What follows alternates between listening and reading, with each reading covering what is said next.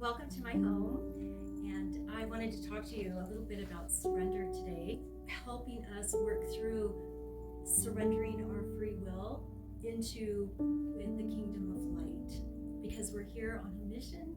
I'm a missionary from heaven, and one of the hardest things that I've ever had to do was actually be willing to come all the way out and meet you and talk to you. It's been really difficult. I'm still struggling.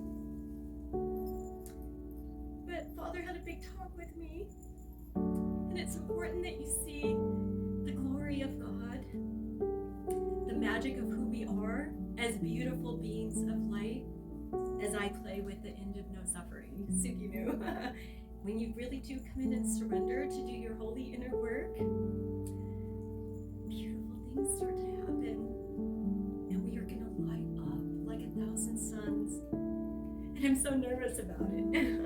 And I'm excited. We're going to do this right in front of you. I'm going to take your hand and help you light up too. And I can't wait to see the glory of God upon you.